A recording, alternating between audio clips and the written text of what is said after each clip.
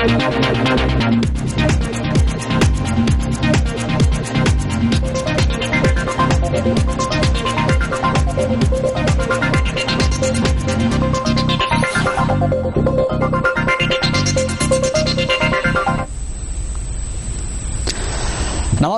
अपनी सिटी में आपका बहुत स्वागत है। आपके साथ मैं हूं शाहबाज। बुलेटिन की शुरुआत करते हैं संभागवार खबरों के साथ और तब की सबसे बड़ी खबरों के साथ मौजूद है हमारे संवाददाता। रुक करते हैं जोधपुर का, जहां पर जोधपुर संभाग की सुर्खियां बता रहे हैं संवाददाता राजीव गौड़।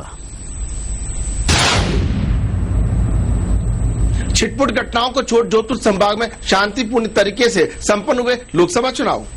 पूर्व मुख्यमंत्री अशोक गहलोत ने परिवार के साथ जोधपुर में किया मतदान। जोधपुर संभाग की सबसे बड़ी खबर को हमारे साथ देखिए आपनी सिटी में। आइए नजर डालते हैं जोधपुर संभाग की खबरों पर।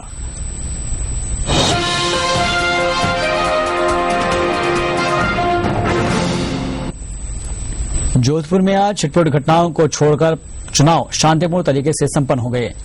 बीजीएस क्षेत्र में बूथ कैप्चरिंग की शिकायतें मिली। साथ ही भाजपा के चुनाव एजेंट और पुलिसकर्मियों के बीच कहासुनी के अलावा कुछ स्थानों पर ईवीएम मशीनें खराब होने की शिकायत भी सामने आई, जिसे पुलिस प्रशासन ने संभाल लिया। भाजपा प्रत्याशी गजेंद्र सिंह शेखावत ने अपने परिजनों के साथ मतदान किया, तो उधर पूर्व नरेश गज सिंह, पूर्व महारानी हेमलता राजे और पूर्व राजमाता कृष्णा कुमारी अपनी पुत्री और कांग्रेस प्रत्याशी चंद्रेश कुमारी के साथ वोट करने पहुंची। चंद्रेश कुमारी का वोट चूंकि हिमाचल प्रदेश की वोटर लिस्ट में है, इसलिए यहां उन्होंने वोट नहीं दिया। इसके अलावा पाली से भाजपा प्रत्याशी पीपी चौधरी ने भावी में और कांग्रेस प्रत्याशी मुन्नी देवी ने गोदारा ने यहां पर भोपालगढ़ में अपने मताधिकार का प्रयोग किया।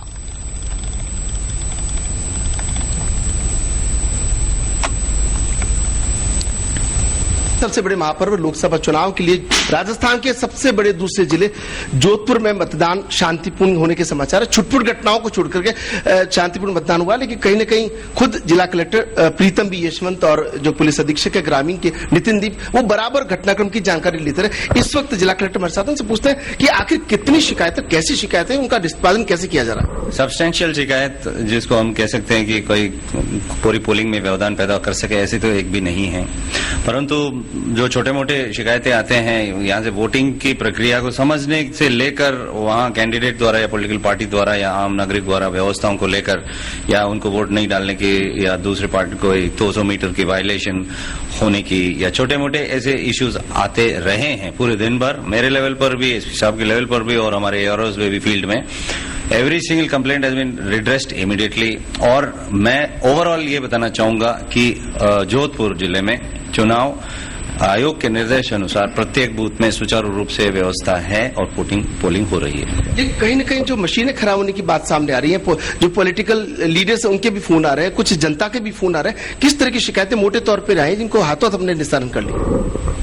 कुछ तो इंटरप्रिटेशन के भी इश्यूज हैं कि कौन वोट कर सकता है, क्या नहीं वोट कर सकता है। कुछ लोगों को गलत फहमियां है, वो पहुंच जाता है, फिर हमारा पोलिंग पार्टीज उनको समझाते हैं। कुछ लोग नहीं समझते हैं तो फिर कुछ दिक्कतें पैदा होती है। इस तरह ऐसी परिस्थितियां जब पैदा होते हैं तो फिर हमारे area magistrates, police magistrates, flying squad सब पहुंच रहे हैं, लोगों को समझा रहे हैं।